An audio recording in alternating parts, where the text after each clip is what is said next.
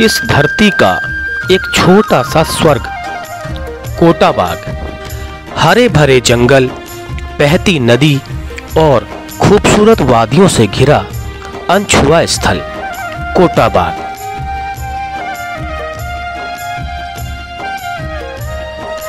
उत्तराखंड के सबसे प्रसिद्ध पर्यटक स्थलों में से एक स्थान है कोटा बाग। हरी भरी पहाड़ियों से घिरा यह पर्यटन स्थल अपनी खूबसूरत विशेषताओं के लिए पूरे विश्व भर में जाना जाता है। हालांकि ज्यादा लोग इसके बारे में अभी जानते नहीं हैं और यही इस पर्यटक स्थल की खासियत भी है, क्योंकि पर्यटकों की कम आवाजाही के कारण यहाँ का माहौल एकदम शांत रहता है। तो आइए बात करते हैं इस खूबसूरत पर्यटक स्थल कोटा बाग की। इस कोटा बाग को पूर्व में कोटा दून भी कहा जाता था। कोटा दून का अर्थ है हिमालय और शिवालिक के बीच का स्थान। प्रसिद्ध पर्यटक स्थल नैनीताल से लगभग 48 और हल्द्वानी शहर से लगभग 38 किलोमीटर की दूरी पर स्थित इस कोटा बाग की प्राकृतिक खूबसूरती अद्भुत है। हरे भरे जंगलों और पहाड़ों से घिरे कोटा बाग की खूबसूरती देखने लायक है। यहाँ का शांत वातावरण पर्यटकों को खूब भाता है। कोटा बाग के सुंदर जंगल और इलाके, दोनों ओर बहती नदी यहाँ की खूबसूरती को कई गुना बढ़ा देती है। यहाँ पर एक अत्यंत ऊंची टीट पहाड़ी पर यहाँ की प्रसिद्ध लोक देवी टीट देवी का मंदिर भी स्थित है, जिसकी दूर दूर तक बड़ी मान्यता है। कोटा बाग में आपको ब्रिटिश काल की अनेक धरोहरें और कई निशानियां भी देखने को मिलती हैं, जैसे डाक बंगले, ब्रिटिश शिल्प कला के मकान, मंदिर, पुल और मजबूत नहरें। विश्व प्रसिद्ध कॉर्बेट नेशनल पार्क भी कोटा बाग के नजदीक ही है। शुद्ध जलवायु है और नो पॉल्यूशन जोन है। यहाँ कोई इंडस्ट्री नहीं है और जो कुछ भी आप देख रहे हैं यहाँ पे सब प्राकृतिक है और नेचुरल वाटर रिसोर्सेज हैं, जंगल हैं और इतनी सारी जड़ी बूटियाँ यहाँ पर है। अगर कोई आयुर्वेद के अच्छे जानकार लोग हों तो वो बता सकते हैं यहाँ पर विभिन्न प्रकार की जड़ी बूटियाँ इस जंगल में विराजमान हैं, जिनका उपयोग देश में आयुर्वेदिक मेडिसिन बनाने में किया जा सकता है। उसके लिए आइडेंटिफिकेशन की ज़रूरत है कि लोग आएँ और उन जड़ियों को पहचानें और उसका उपयोग लोगों के स्वास्थ्य को ठीक करने के लिए आयुर्वेद विधा में किया जा सकता है।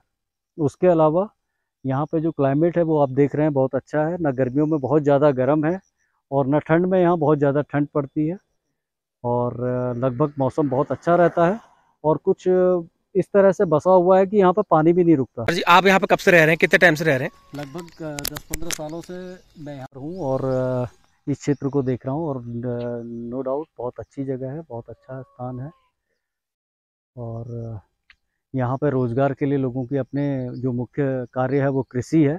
छोटी छोटी काश्तकारी हैं, लोग बड़े सुकून हैं और अच्छे काश्तकार हैं और नज़दीक की मंडी हल्द्वानी है, जहाँ पे यहाँ से जितना भी ये लोग उत्पादन करते हैं वो हल्द्वानी मंडी को बेचते हैं और वहाँ से फिर कुमाऊँ के अन्य नगरों में यहाँ की साग सब्जी फल फ्रूट वगैरह जाते हैं। सभी लोगों को इस धरती के एक छोटे से स्वर्ग कोटा बाग से सुबह की नमस्कार। तो वो देखिए मेरे सामने, मैं किसी की मकान की छत में हूँ, तो थोड़ा सा जितना मुझसे हो सका है मैंने व्यू लेने की कोशिश करी है। हाँ, मौसम थोड़ा ख़राब है, इस वजह से मैंने जितना हो सके मैंने व्यू लेने की कोशिश करी है। और मैं आज खड़ा हूँ, मैं कल मेहमान इन्हीं के घर में था। ये हैं घरानंद त्रिपाठी जी, भारत के पूर्व स्वतंत्रता संग्राम सेनानी स्वर्गीय चंद्रदत्त त्रिपाठी जी के सुपुत्र घरानंद त्रिपाठी जी के मकान में। तो कल इन्हीं के वहाँ मैं रहा था, मेरा रात्रि विश्राम इन्हीं के घर में हुआ था और रहने खाने की व्यवस्था मेरी इन्हीं के घर में हुई थी। तो अब मैं इनसे पूछूंगा कोटा बाग के बसावट के बारे में, कोटा बाग के इतिहास के बारे में, यहाँ के जो ये स्वाधीनता संग्राम में यहाँ की क्या भूमिका रही थी। सर प्रणाम आपको सबसे पहले जी, बताइएगा। जीते रहो। हमारे पूर्वज लोग यहीं पर आ गए थे 200 साल पहले हमारा जो जन्म पहले जो था वो हमारा अल्मोड़ा में था। अल्मोड़ा में तेरड़ो बगड़गांव करके कोई जगह है, वहाँ पर है। हमारा तो संयोग भी नहीं हो पाया कि हम नहीं जा पाए वहाँ पर। और यहाँ पर काफ़ी वातावरण के हिसाब से, और उससे देखिए आप सामने पूरी पहाड़ियाँ घिरी हुई हैं और पूरा जंगल से आच्छादित क्षेत्र है ये। न ज़्यादा ठंड पड़ती है न ज़्यादा वो होता है, लेकिन जब सामने पहाड़ियाँ जो दिखाई दे रही हैं आपको, इनमें बर्फ़ पड़ती है जब, तब उस समय ज़रा कुछ ठंड का प्रकोप होने लगता है। जब बर्फ पड़ती है, हाँ, जब पहाड़ियों पर बर्फ़ पड़ती है। सर ये बताइए, जो सामने जो पहाड़ी दिख रही है, ये क्या नैनीताल के आसपास का हवाई रेंज का इलाका है? ये सामने जो आपको दिखाई दे रहा है, ये यहाँ पर टीट देवी के एक मंदिर है, काफी हाँ, टीट देवी का मंदिर है, काफी प्रसिद्ध है। और इधर की साइड में ये नैनीताल इस समय बादल से आच्छादित है, नहीं तो नैनीताल का इसका टिफन टॉप वगैरह यहाँ से दिखाई देता है। यहाँ पर ये स्वतंत्रता संग्राम सेनानियों का गढ़ रह चुका है। काफ़ी लोग स्वतंत्रता संग्राम में भाग लिए हुए हैं। हमारे पिताजी भी गांधी जी के काफ़ी संघर्ष किया था, उनके सहयोग से। गांधी जी के साथ? हाँ, गांधी जी के साथ में 2 बार जेल गए हुए थे। हाँ, और इससे कितने साल पुराने मकान होंगे? ये करीबन आप लगाइए 90 साल पुराना करीबन है। 90 साल पुराना मकान है। हाँ। और इससे पहले हम इधर ही, यहाँ से 2 किलोमीटर दूरी पे है एक पांडेगांव नाम की जगह है। हाँ, वहाँ पर हमारे दादाजी लोग वहीं पर रहते थे। वहीं पर हमारा बगीचा वगैरह भी है। हाँ, बगीचा भी है, रहने का रेजिडेंस भी है। कभी कभी चले जाते हैं हम लोग उधर। हाँ, कभी कभी हम उधर चले जाते हैं। एक तो अदरक की खेती काफ़ी अच्छी होती है, टमाटर है, गडेरी है, और आपके ये सोयाबीन वगैरह है। लगभग जितनी ये फसलें होती हैं सभी होती हैं। साथ साथ में ये सब्जी वगैरह काफ़ी उत्पादित होती है यहाँ पर। सब यहाँ की हल्द्वानी मंडी है, रामनगर मंडी है, दोनों जगह पे जाता है यहाँ से, यहीं से। और कभी कभी तो ये कटहल वगैरह जो है, कटहल और आंवला जो है सीधे डायरेक्ट दिल्ली को जाता है। अच्छा जी, कटहल और आंवला डायरेक्ट दिल्ली को जाता है। मतलब रेट भाव अच्छा मिल जाता है। भाव अच्छा मिल जाता है, काफ़ी मात्रा में कटहल होता है यहाँ पर। और मैं देख रहा हूँ यहाँ पर काफ़ी सरकारी संस्थान भी हैं, पॉलिटेक्निक है, ITI है, और ब्लॉक तो है ही है। हाँ, ब्लॉक है। मैं इस जगह को अगर धरती का छोटा सा स्वर्ग कहूँ तो अतिशयोक्ति तो नहीं होगी?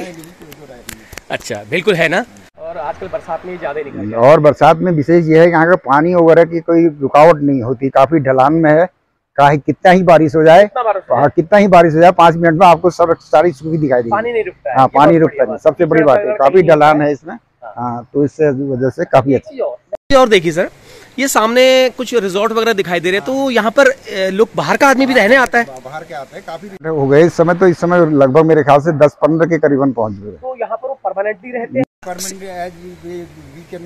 वीकेंड और उसमें छुट्टियों में आते हैं। छुट्टियों में आते हैं और रहते हैं।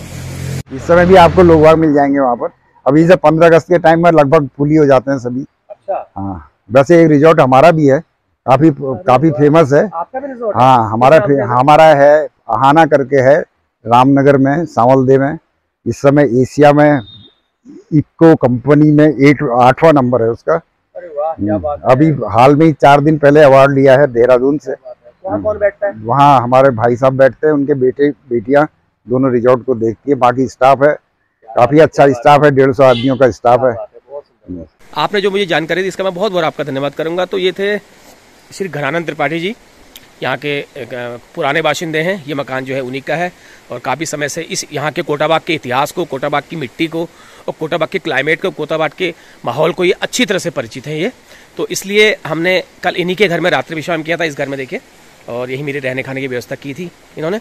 तो मैं आपका बहुत बहुत धन्यवाद करता हूँ, और मैं अपनी इस वीडियो के माध्यम से उम्मीद करता हूँ, अपील करता हूँ कि कोटाबाग का जो प्रचार प्रसार है और जगह तक जाए, देश दुनिया तक इसकी ख्याति हो, ऐसा मेरा कामना है। बहुत बहुत धन्यवाद। लेकिन अच्छा वातावरण और खूबसूरत पर्यटक स्थल होने के बावजूद एक वही पुरानी चिर परिचित समस्या यहाँ पर मौजूद है, और वो है खेती किसानी में जंगली जानवरों की समस्या। यहाँ का किसान जितनी भी मेहनत करता है, उसका 50% से ज्यादा बंदर, जंगली सुअर और नीलगाय उत्पादित फसल को नुकसान पहुंचा देते हैं। यहाँ पर टमाटर, उड़द, अदरक, लगभग सभी फसल यहाँ पर होती है। गेहूँ भी होता है, चना भी यहाँ बहुत होता है, और सारी फसलें होती हैं। लेकिन पानी की पर्याप्त सुविधा नहीं होने के कारण यहाँ बहुत समस्याएं हैं, सिंचाई की बहुत समस्याएं हैं, जिस वजह से फसल हमारी हो नहीं पाती है। दूसरा, जंगली जानवरों का बहुत ज़्यादा यहाँ पर उत्पात है, जो एक बहुत बड़ा कारण वो भी है कि जिस वजह से किसान आज की डेट में इस कामों से विमुख हो गया है। पानी तो लगातार यहाँ पे मैं जहाँ जा रहा हूँ वहाँ पानी ही पानी है। पानी भाई साहब, आपने जो भी पानी यहाँ पर देखा होगा वो सब का पानी होगा। सिंचाई के लिए नहर या जो पानी प्रॉपर जो पानी चाहिए होता है वो पानी नहीं है।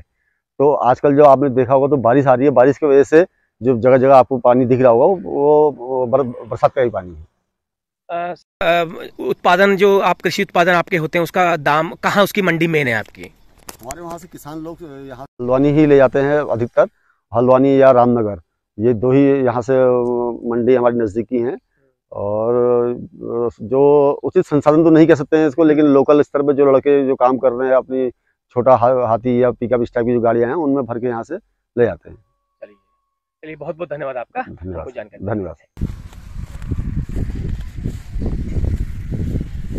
हाँ, तो इसमें इस दवाइयों का छिड़काव भी करना पड़ता है, तो खेती देखने में तो बहुत अच्छा है लेकिन इतना आसान नहीं है। कहने को दूर के ढोल सुहाने होते हैं। हम दूर से देख के लगता है कि यहाँ पर बहुत अच्छी खेती होती होगी, किसान बहुत खुश में हो, मजे में होगा, खुशहाल होगा, लेकिन ऐसा नहीं है। अंदर से जो हकीकत है वो कुछ और ही होता है। जानवरों से बचाओ, जंगली जानवरों से बचाओ, उसके बाद जानवरों से बचाओ तो ये खरपतवार, इनसे बचाओ। मतलब इसमें हफ्ते 15 दिन में दवाई का खर्चा, स्प्रे का खर्चा, लेबरों का खर्चा, निराई का खर्चा, गुड़ाई का खर्चा, उसके बाद फिर और देखभाल, जानवरों के अलावा इंसानों से कोई और नुकसान ना हो, तो बहुत चीज़ें होती हैं, इसलिए आसान नहीं है। एक दूसरा पहलू है। तो कुल मिलाकर यहाँ पर खेतीबाड़ी बहुत आसान नहीं है, लेकिन फिर भी काफ़ी अच्छा है और बेहतरीन है। देखिए, और इस खेत में ये टमाटर लगा हुआ है। इसमें अभी टमाटर की पौध अभी आपको दिखाई दे रही होगी। देखिए टमाटर की पौध है ये, लेकिन अभी इसमें देखिए लेबर गुड़ाई कर रही है, दूर से आपको दिखाई दे रहा होगा। इसमें निराई चल रही है। अभी ये 15 दिन में फिर तैयार है निराई के लिए। एक तो जो हम टमाटर आसानी से हमारे घरों पे, हमारे चूल्हे में उपलब्ध होता है, वो बहुत आसान नहीं होता। वो इस तरह से यहाँ पर किसानों को मेहनत करनी पड़ती है, किसानों को त्याग करना पड़ता है, रात भर बैठ करके यहाँ पर तपस्या देनी पड़ती है। तो ये है, अभी इसमें निराई का काम चल रहा है। अभी निराई के बाद ये एक बारिश और होगी, खाद पड़ेगी तो टमाटर थोड़ा सा और ऊपर आ जाएगा। तो ये है सोयाबीन। ये सोयाबीन है, आपको ये उसमें दिखाई दे रहा है, ये खरपतवार है। ये देखिए पीली कलर की जो खरपतवार है, ये सोयाबीन की वृद्धि में बहुत बड़ा रोड़ा होती है। इसके लिए किसान को अपनी आय का लगभग 25% इसमें खर्च करना पड़ जाता है इस खरपतवार का नाश करने के लिए। लेकिन फिर भी नाश नहीं होता। ये मैं दवाई का स्प्रे में कर रहा हूँ यहाँ पर, लेकिन इसके बाद भी गारंटी नहीं है कि ये घास दोबारा ना पनपे। तो यही चीज़ है। तो खैर कुल मिला के कुछ अच्छे पहलू हैं, कुछ नकारात्मक पहलू हैं, तो सभी पहलुओं को साथ में लेके चलना पड़ता है, यही जीवन है।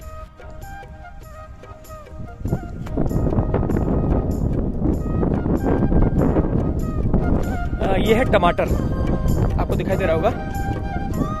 टमाटर की पौधा भी अपनी प्राइमरी पोजीशन में है। अभी इसमें निराई चल रही है, गुड़ाई चल रही है, उसके बाद इसमें दवाई पड़ेगी, कई तरह की दवाइयाँ मिक्स करके पड़ेंगी। उसके बाद अगर बारिश अच्छी हुई तो ये पौधा थोड़ा सा और ऊपर को बढ़ेगा।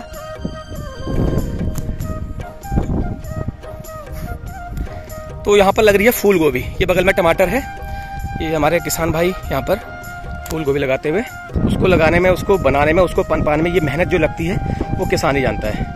चलिए इसके आगे मैं आपको थोड़ा सा और बताता हूँ। उसके बाद 15-20 दिन में फिर उसके बाद नई खरपतवार ऊपर आती है, फिर उसको दोबारा से फिर बोलना पड़ता है, फिर निराई करनी पड़ती है। तो इस तरह से चलता रहता है, तो बहुत आसान नहीं है। तो मैं यहाँ पे कुछ किसान भाई हैं, उनसे थोड़ा बातचीत करूँगा। हाँ जी, थोड़ा सा बताइए, इसमें अभी ये प्राइमरी स्टेज में है, पहली स्टेज में है। उसके बाद इसको बोड़ने के बाद इसमें दवाई डाली जाएगी। उसके बाद फिर अगली गुड़ाई कब होगी इसमें? अगली गुड़ाई ऐसे 8-10 दिन के बाद होगी। अच्छा, 8-10 दिन के बाद फिर हो जाएगी। अच्छा, ये अभी पेड़ सीधे करे जा रहे हैं गुड़ाई करके। अच्छा, पेड़ सीधे करे जा रहे हैं गुड़ाई करके। अच्छा, और उसके बाद ये जो टमाटर है, टमाटर के पहले इसकी रोपाई हुई। रोपाई होने के बाद इसमें गोबर की खाद डाली कल। अच्छा, और गोबर की खाद डाल के इसे मिलाते हैं और इसमें मट्टी चढ़ाई जाएगी। 1 हफ्ते बाद इसमें और मट्टी चढ़ाई जाएगी। और मट्टी लीजिए, ऐसे करके मट्टी चढ़ाई। अच्छा, मिट्टी चढ़ा करके, ठीक है। पौधा है जब तक ये बड़ा नहीं होता, तैयार नहीं, तब तक ये पौधा तैयार नहीं होता। अच्छा, तब तक इसे खाद पानी लगता है। खाद पानी देते रहेंगे तो मतलब हम कहते हैं कि टमाटर बहुत महंगा हो गया, 40 रुपए किलो, 50 रुपए किलो, तो उसके पीछे की कहानी असलियत ये है, इतनी मेहनत लगती है। तो कहने का मतलब है कि हम किसान की उत्पादन से लेकर के अपने किचन तक को जो टमाटर पहुंचता है या कोई भी सब्जी पहुंचती है, तो उसमें उसके अंतर को समझना हमें पड़ेगा कि वो अंतर किस किस प्रोसेस से होके वो चीज़ गुजरती है। और किसान को बहुत आसान नहीं होता। यहाँ पर से आप सोचते हैं कि 50 रुपए किलो, इनको मुश्किल से 5 या 10 रुपए किलो का दाम मिलता होगा। 10 रुपए किलो मिलता होगा ना, जो हमारी थाली में 50 रुपए तक पहुंचता है, 60 रुपए तक पहुंचता है। ज्यादा हो गया तो इनको 15 या 20 रुपए मिल जाता दाम, उससे ज्यादा दाम इनको नहीं मिलता है। तो चलिए, ये थी यहाँ पर किसानों की कहानी। धन्यवाद। कोटाबाग कस्बे और आसपास के गांवों में लगभग 30,000 की जनसंख्या निवास करती है। अगर कालाडूंगी को इसमें शामिल कर लिया जाए तो ये संख्या लगभग 60,000 के आसपास की पहुंचेगी। कोटाबाग अपने आप में एक पर्याप्त समुचित सुविधाओं वाला एक छोटा सा बाजार भी है, जहां पर रोजमर्रा की आवश्यकताओं के साथ साथ खेती किसानी में प्रयोग होने वाली चीजें भी आसानी से मिल जाएंगी। तो साथियों, कैसा लगा आपको आज का मेरा ये वीडियो? अगर आपको ये वीडियो पसंद आया हो तो इस वीडियो को लाइक करें, कमेंट करें और अधिक से अधिक इस वीडियो को शेयर करें। अन्य भूल सुधार, त्रुटियों या किसी भी प्रकार के सुझाव के लिए आपकी महत्वपूर्ण राय का कमेंट बॉक्स में स्वागत है।